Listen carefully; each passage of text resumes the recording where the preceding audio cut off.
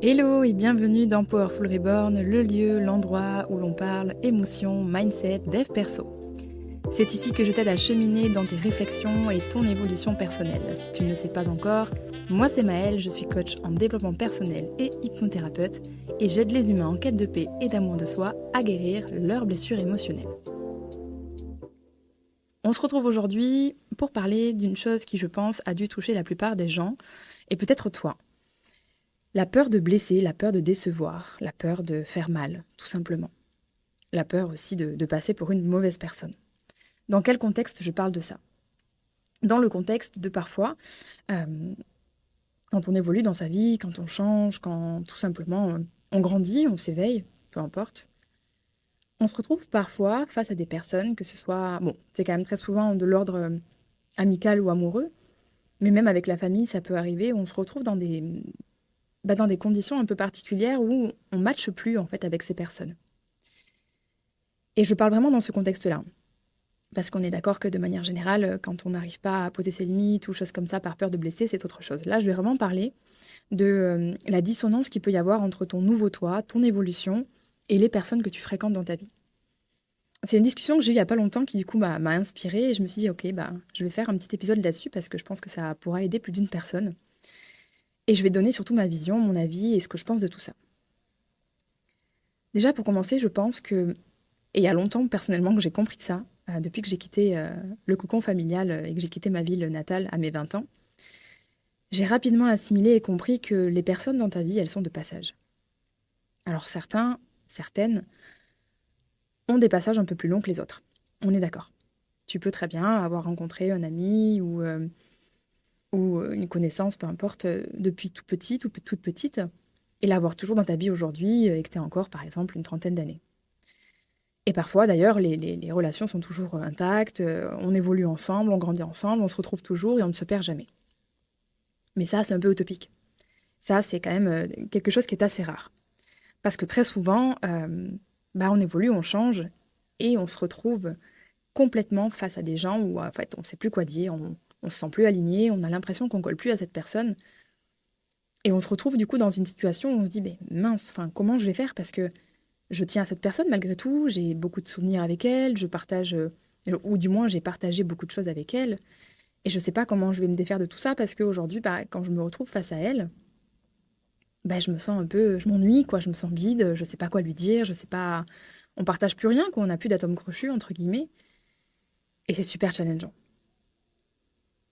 Parce que parfois, du coup, on s'autorise pas, en fait, on s'oblige à rester dans des anciennes relations qui ne nous conviennent plus, en fait. Parce que ça ne fait plus partie du tout de notre personnalité, de qui on est aujourd'hui, mais on va, de par culpabilité, cette peur de décevoir et tout ce qui s'ensuit, on va rester là-dedans. Déjà, je vais t'ôter d'un doute.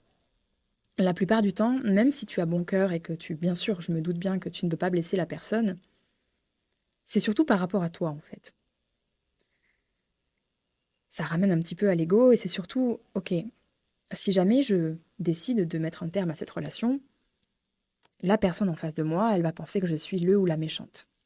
Elle va penser du mal de moi, je vais la décevoir, je vais la blesser, donc je vais être responsable d'être un petit peu le ou le méchant ou la méchante dans l'histoire de l'autre. Comme je dis très souvent, on fait toujours et très souvent les choses pour nous. C'est pas simplement pour les autres. Bien sûr, il y a la partie bienveillante et totalement humaine où tu te dis bah oui, cette personne-là aussi, elle mérite peut-être pas que je la blesse ou quoi que ce soit, mais encore une fois, il y a une différence entre avoir une histoire avec quelqu'un, se prendre la tête avec quelqu'un, lui faire du mal consciemment ou choses comme ça parce que il s'est passé X ou Y chose, et évoluer et justement ne plus être aligné à cette relation. C'est deux choses très différentes. Et dans tous les cas, la chose la plus importante dans ta vie, c'est de respecter tes propres limites. Toujours. Tes besoins et tes envies. De cette façon-là, c'est ainsi que tu pourras être le ou la plus alignée, que tu seras réellement heureux ou heureuse, et que tu mèneras une vie paisible. À chaque fois qu'on fait des concessions, qu'on fait soit de la self-trahison, ou alors qu'on fait de la négociation avec soi-même pour dire ok, je reste là, ou voilà, parce que j'ose pas, parce que j'ai peur, c'est toi que t'impactes, plus que la personne. Et n'oublie pas que, et tu le sais très bien, la personne la plus importante de ta vie, c'est toi. Donc à ce moment-là, on se pose la question. Ok, est-ce que cette relation aujourd'hui m'est encore bénéfique? Qu'est-ce qu'elle m'apporte? Ou qu'elle ne m'apporte plus ou qu'est-ce qu'elle me fait perdre? Comment je me sens avec cette personne?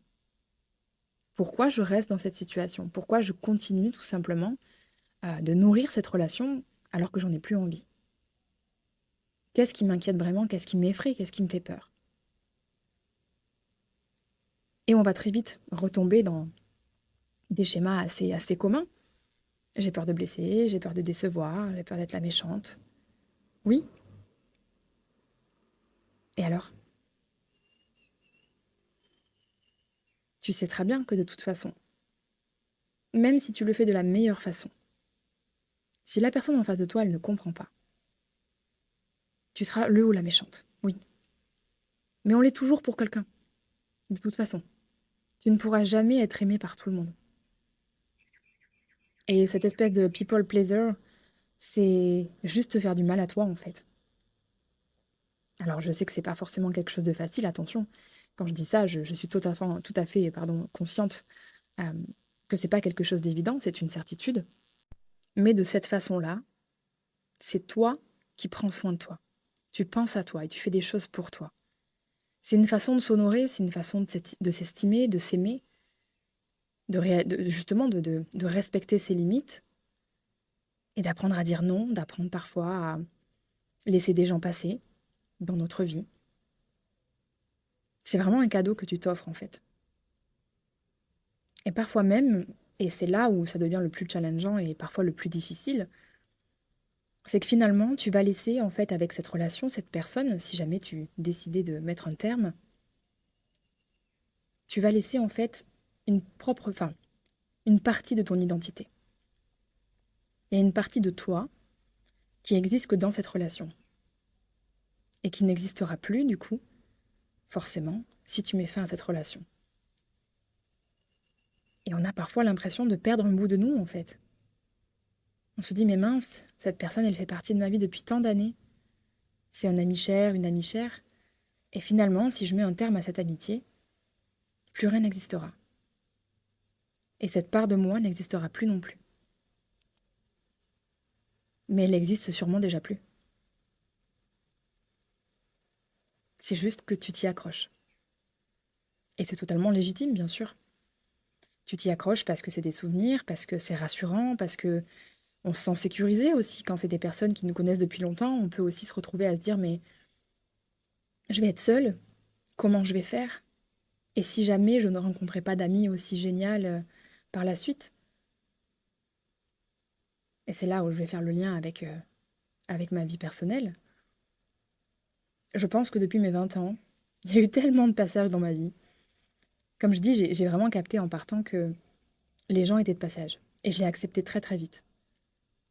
Et finalement, en fait, j'ai toujours appris à vivre les relations de manière intense. Ok, c'est génial là maintenant, mais je sais pas où tu seras demain, dans 3 mois, dans 10 ans. Peut-être que tu seras plus dans ma vie. Et si tu y es, j'en suis ravie. Mais si tu y es plus, c'est pareil. Et pour pouvoir justement arriver à poser cette limite, ou du moins arriver à me respecter, bah, j'ai expérimenté. J'ai moi-même parfois coupé des relations du jour au lendemain. Toujours en m'expliquant, hein. Jamais en étant dans la fuite, parce que je pense que quand on a eu une amitié avec quelqu'un, ou même, bon, c'est un peu différent dans l'amour, mais je parle vraiment d'amitié là pour le coup, qu'on s'est vraiment aimé, apprécié, qu'on a partagé plein de choses, je pense qu'on se doit quand même d'avoir un minimum de respect et un minimum de maturité pour dire les choses, même si ça fait très peur, même si ça peut totalement te paralyser. Moi, ça m'est arrivé du coup en 2017, il me semble, c'était une amie que j'avais depuis plus de 6 ans, qui était, à la base, on était les deux doigts de la main. Et un jour, avec le temps, je me suis dit, waouh, je me suis réveillée un matin, je me suis dit, mais qu'est-ce que je fous encore dans cette amitié? Cette nana est toujours géniale, on a toujours les mêmes valeurs, on s'entend super bien, mais on a tellement des chemins de vie différents qu'on se retrouve plus. Et à ce moment-là, j'ai tout simplement décidé de lui dire. Elle n'a pas compris, mais elle a accepté. Et le but, de toute façon, c'est pas que la personne comprenne. Et à ce moment-là, je me suis pas dit. Enfin, j'ai complètement accepté et j'ai complètement endossé le rôle de bah, si je suis la méchante, c'est pas grave. Parce que moi, au fond de moi, je sais que je ne suis pas méchante. C'est aussi quelque chose de beaucoup plus simple à faire quand on sait qui on est. Bon, j'étais pas dans la compréhension de moi comme aujourd'hui à ce moment-là, mais je savais qui j'étais, enfin, minimum, et je savais que je faisais pas ça méchamment ou que je voulais pas l'atteindre, mais que c'était quelque chose, c'était un geste que je faisais pour moi. Parce que finalement, cette amitié qui avait été très fusionnelle et très forte était devenue finalement quelque chose qui aujourd'hui me fait perdre de l'énergie et ne me nourrissait plus.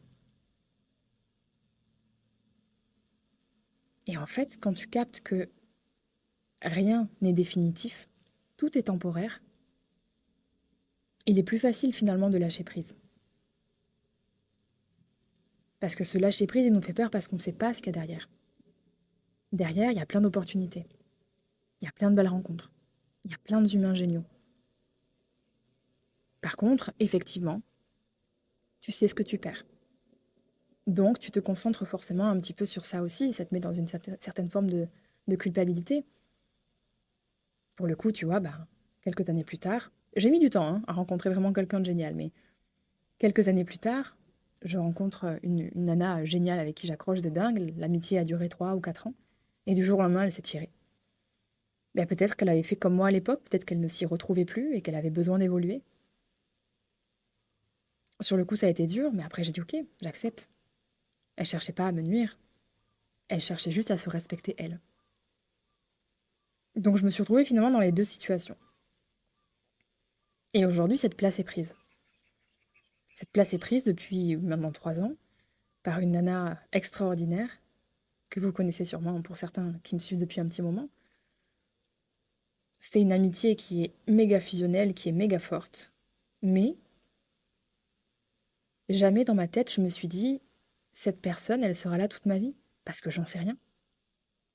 On a la chance, dans cette amitié, elle et moi, d'évoluer en même temps, sur les mêmes choses. Donc on se suit. Mais ça se trouve dans 6 mois, 1 an, 2 ans, 10 ans, je sais pas. Peut-être qu'on sera totalement différentes et qu'on se retrouvera plus. Et à ce moment-là, j'aurais aucun mal à lui dire, ou inversement, j'accepterai totalement son départ. Parce que de toute façon, comme je disais tout à l'heure, je sais qui je suis. Et je sais que mon but n'est pas de faire du mal. Et il vaut mieux parfois laisser une ancienne relation de côté pour incarner pleinement sa nouvelle identité.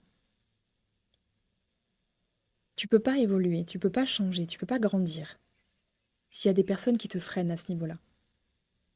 Même si c'est pas leur but, bien entendu, et qu'elles vont pas faire ça consciemment, mais parfois ça te rattache justement à une ancienne identité de toi qui n'existe plus, qui est encore nourrie, qui te suit finalement tel un boulet accroché à ton pied, et qui t'empêche finalement de vraiment prendre ta place, et de vraiment kiffer ta vie et d'être qui tu es vraiment aujourd'hui. Donc cette peur-là de décevoir, de faire du mal, elle est totalement légitime, mais elle est irrationnelle. Elle est complètement irrationnelle. C'est comme si tu me disais, écoute, j'achète une nouvelle maison et je vais mettre une nouvelle déco, mais sauf que je vais laisser l'ancienne, donc je vais mettre par-dessus. Mais c'est pas possible. T'es obligé de créer un espace, t'es obligé d'enlever l'ancienne déco pour justement faire une nouvelle déco. C'est la même chose dans ta vie. C'est exactement la même chose. Et en fait, ça te ramène à tes propres peurs et tes schémas émotionnels, tes blessures émotionnelles. Et c'est à ce moment-là qu'il est super important de venir travailler. Ok, je me rends compte que je n'arrive pas à quitter cette situation parce que j'ai des blessures et que mes blessures m'empêchent d'avancer. Plutôt que de rester dans le déni, dans la fuite, ou du coup de t'obliger à rester dans cette relation, va bosser. Va chercher ce qui te trigger si fort. Va travailler dessus et expérimente. Et de toute façon, si tu as cette réflexion et que tu te dis dans une de mes relations amicales ou amoureuses, peu importe, je me rends compte que je m'y retrouve plus. Du moment où tu as eu la pensée, c'est terminé. Il y aura forcément une fin un jour. Tu prendras le temps qu'il faut pour process, mais il y aura forcément une fin un jour. La seule différence, c'est que combien de temps tu vas te laisser souffrir avant de passer à l'action. Je sais que ça fait peur. Et je comprends 1000 fois.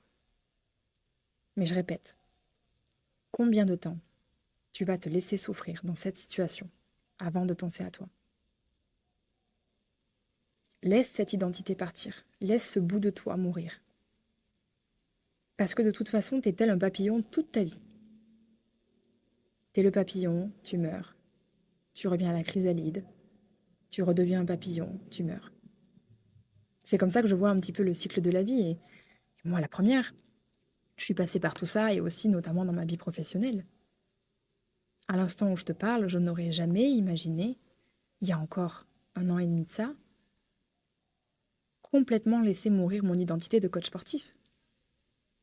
C'était mon identité depuis 10 ans. J'ai vraiment eu la sensation de la mort de mon identité, vraiment. Qui suis-je sans tout ça? Qu'est-ce qu'il y a derrière? Parce que je me concentrais sur je suis ça quand je suis coach sportif. Mais il y a qui derrière? Je la connais pas en fait. Ou pas assez bien. Et du coup, j'ai essayé et j'ai appris à me concentrer sur ce que j'allais gagner en laissant cette identité, plutôt que de me concentrer sur ce que j'allais perdre. Et la vérité, tu veux la savoir? J'ai fait que gagner. J'ai rien perdu. J'ai rien perdu parce que nos évolutions, elles ont toujours du sens. Elles arrivent toujours au bon moment. Et finalement, aujourd'hui, je peux le dire, je n'ai rien perdu. Que ce soit du coup par rapport à... Bon là, je me suis un peu écartée du sujet, mais par rapport à cette identité professionnelle, mais c'est pareil avec tous mes amis. J'ai eu des tas d'amis. Et des vrais amis avec qui j'ai connecté, avec qui j'ai vécu des choses très fortes, avec qui... Ouais, ça fait partie de mon passé. Je serai énormément reconnaissante qu'ils aient fait partie de ma vie. Toujours, j'aurai toujours des super souvenirs, je garde que le meilleur. Mais ma personne, ma nouvelle personne, ma nouvelle identité ne collait plus à ces personnes. C'était pas possible. Et ça arrive dans l'autre sens aussi. C'était juste plus logique. À l'époque où c'était une évidence, là, ça devenait une évidence qu'on devait se quitter. Et je me suis fait tant de cadeaux, tant de fois. Parce que parfois même, on s'éloigne sans non plus se le dire. Il n'y a pas forcément besoin de prévenir l'autre. Là, je parlais juste de cette fameuse amie en 2017 parce qu'on était très proches de base. C'était une de mes plus proches. C'était ma meilleure amie, en fait. Parfois, comme je dis, on peut avoir les mêmes amis toute sa vie. Ok, il n'y a pas de souci. Mais tu remarqueras que c'est quand même assez rare. Surtout quand on bouge et que voilà, on déménage ou des choses comme ça, nos amitiés changent forcément. Et je le vois d'ailleurs, même toute petite, je suis née clairement avec ma voisine, qui a été ma meilleure amie pendant 18 ans, jusqu'à mes 18 ans. J'aurais jamais pensé que cette personne sorte de ma vie un jour. Elle est complètement sortie de ma vie. Et c'est mon passé. Et pourtant, on a grandi ensemble et je me suis toujours dit, cette fille, elle sera là à mon mariage, quand j'aurai des enfants. Non. Bon, je suis ni mariée et j'ai pas de gosse, mais dans tous les cas, elle est plus là. Parce qu'on s'est éloigné, parce qu'il y a eu des choses, bon bref. Mais dans tous les cas, j'étais OK avec ça. Oui, ça fait mal sur le coup, et bien sûr, même moi, quand j'ai fermé la porte à certaines personnes, sur le coup, ça m'a heurté un minimum. Je me suis dit, mais c'est triste. C'est triste parce que j'adorais cette personne, c'était génial, et je me rappelle les bons souvenirs et tout ça, mais aujourd'hui, c'est plus possible. Donc, le point le plus important, c'est d'aller bosser ses blessures. Les blessures, c'est ce qui t'empêche justement de penser réellement à toi, de te mettre en priorité et d'oser. Oser décevoir. Oser ne pas être aimé. Oser être le méchant, la méchante. De toute façon, on est toujours le con ou la méchante ou le méchant de quelqu'un dans une histoire. Toujours. Et l'avantage à parfois être détesté, c'est qu'il y a la polarité inverse qui est tout aussi forte. C'est que les gens qui vont être dans ta vie, ils vont t'aimer profondément pour qui tu es. Le temps que ça durera, c'est tout.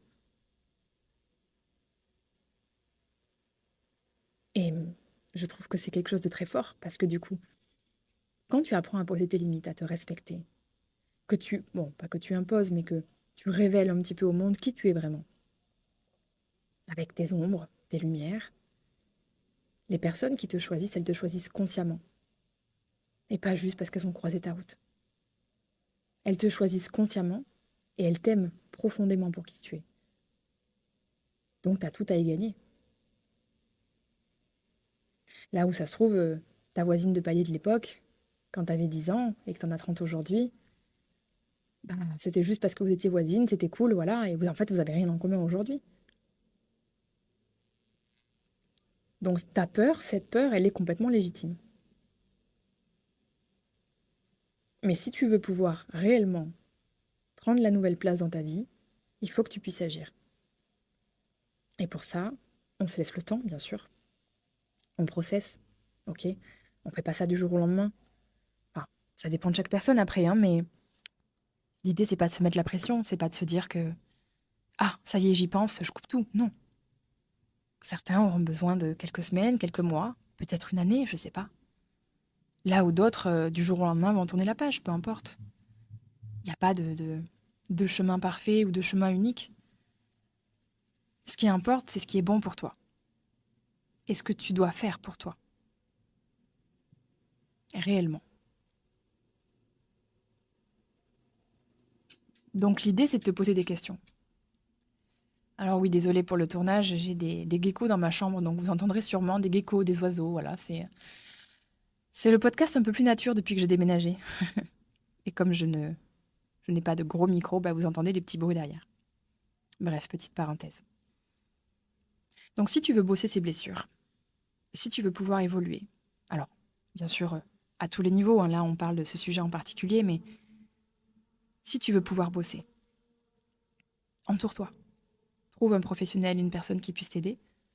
Bien sûr, je fais partie de ces professionnels.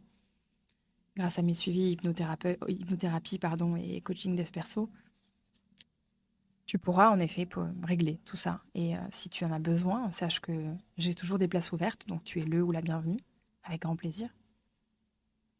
Mais quoi qu'il en soit, avant même de te faire aider, il y a plein de choses que tu peux faire seul. Et j'ai juste envie de te donner du courage, de la force, de l'espoir, du soutien et de l'écoute et de la compréhension. Parce que j'ai déjà vécu ça et je comprends. Et je t'assure, une fois qu'on s'offre le lâcher-prise, on a du mal à ne plus être dans le lâcher-prise, justement. Mais c'est un vrai cadeau. Penser à soi, se mettre en priorité, n'est pas de l'égoïsme, c'est juste de l'amour de soi. Et c'est un vrai cadeau. Et honnêtement, tu te dois bien ça. Donc, ne te flagelle pas non plus, cette peur-là, elle est complètement légitime, et je la conçois. Mais tu peux agir dessus. Et c'est toi qui choisis et qui détermine le temps que tu vas laisser avant d'agir.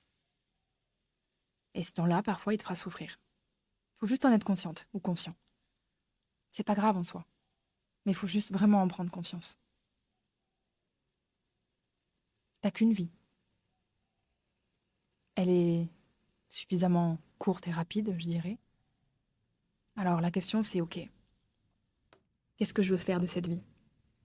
Est-ce que je veux continuer de la traverser avec des personnes qui ne me nourrissent plus, des amitiés qui me bouffent mon énergie, des gens avec qui je ne me retrouve pas, juste parce que je m'attache aussi à une identité de moi, parce que je me sens aussi peut-être redevable, parce que ces gens-là ont fait des choses pour moi?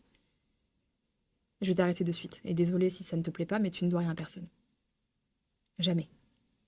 Et si on te fait sentir ça, c'est qu'il y a un problème. Bien sûr, être reconnaissant, reconnaissante, c'est important. Je sais que plein de personnes ont fait des choses géniales pour moi, je les remercierai toujours, tout le long de ma vie.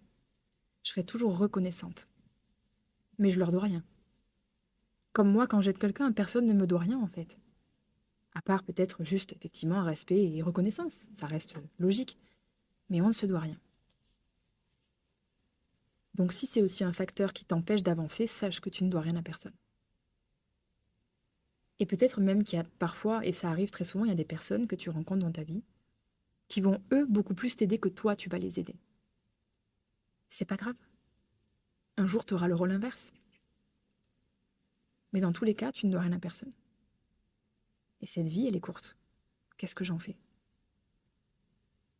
Comment je dessine le tableau de ma vie? Est-ce que je le laisse en gris et en noir et je me fais chier? Ou est-ce que je choisis finalement de mettre de la couleur partout? et de me prioriser et de me choisir moi. Et de kiffer juste en fait. Et de m'ouvrir aux opportunités que je ne connais pas encore. Plutôt que de me concentrer sur ce que je vais perdre.